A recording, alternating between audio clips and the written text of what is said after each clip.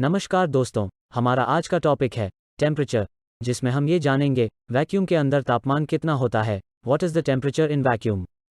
इसका उत्तर जानने से पहले हम ये जानेंगे कोई भी चीज़ गर्म कैसे होती है। तापमान गर्मी का एक माप है और गर्मी कणों में कंपन की मात्रा का माप है। जब दो कण कंपन करते हैं तो वो आपस में टकराते हैं, जिससे गर्मी उत्पन्न होती है। कण जितनी तेजी से कंपन करेंगे उतनी ही तेजी से टकराएंगे भी, और तापमान भी उतना ही अधिक होगा। और जितना धीरे कंपन करेंगे तापमान उतना ही कम होगा। इसका मतलब ये हुआ, अगर कण वाइब्रेट नहीं करेंगे तो तापमान इतना कम हो जाएगा कि वो -273.15 डिग्री सेल्सियस तक पहुंच जाएगा। और हम इस टॉपिक के पहले पार्ट में पढ़ चुके हैं, -273.15 डिग्री सेल्सियस तक पहुंचना असंभव है।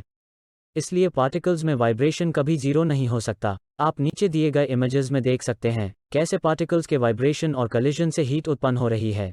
हाँ, तो अब आते हैं हमारे सवाल पर, वैक्यूम में तापमान कितना होता है। वैक्यूम एक ऐसा स्थान जहां से अधिकांश या सभी कण हटा दिए गए हैं, या जहां बहुत कम या कोई भी कण उपलब्ध नहीं है। परिभाषा के अनुसार हमारे पास दो तरह के वैक्यूम हैं, एक जिसमें से सारे के सारे पार्टिकल्स निकाल दिए हैं और दूसरा जिसमें अभी भी कुछ पार्टिकल्स मौजूद हैं। हम पहले उस वैक्यूम को लेते हैं जिसमें से सारे कण निकाले जा चुके हैं। अगर हम इस टाइप के वैक्यूम और हीट की परिभाषा पर गौर करें तो पाएंगे दोनों का एक ही समय में एक ही स्थान पर होना संभव नहीं है, क्योंकि हमें पता है पार्टिकल्स के आपस में टकराने से गर्मी प्रोड्यूस होती है, लेकिन इस तरह के वैक्यूम में कोई भी पार्टिकल्स नहीं होते हैं, मतलब कोई टकराव नहीं होगा। अगर टकराव नहीं होगा तो कोई तापमान भी नहीं होगा। पूरे ब्रह्मांड में ऐसा कोई स्थान नहीं है जहां तापमान मौजूद ना हो।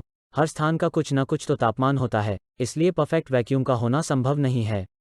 चलिए अब दूसरे वैक्यूम को लेते हैं जिसमें थोड़े कण मौजूद हैं। इसमें कणों में कंपन हो रहा है और वे आपस में टकरा रहे हैं, जिससे हीट जनरेट हो रही है। आप नीचे दिए गए डायग्राम में देख सकते हैं कैसे कण आपस में टकरा रहे हैं। इसलिए इस तरह के वैक्यूम के अंदर का तापमान -273.15 डिग्री सेल्सियस से अधिक कुछ भी हो सकता है। यहाँ पर एक बात ध्यान देने वाली है, एक अकेला कण कभी हीट जनरेट नहीं कर सकता, क्योंकि हीट जनरेट करने के लिए उसे किसी दूसरे कण से टकराना होगा और दूसरा कोई कण मौजूद ही नहीं है। तो ये था हमारा आज का टॉपिक टेम्परेचर, जिसमें हमने जाना वैक्यूम के अंदर तापमान कितना होता है। अगर आपका कोई सवाल है तो कमेंट में लिखें, मेरी कोशिश रहेगी उन पर वीडियोस बना सकूं। धन्यवाद दोस्तों। Long live India.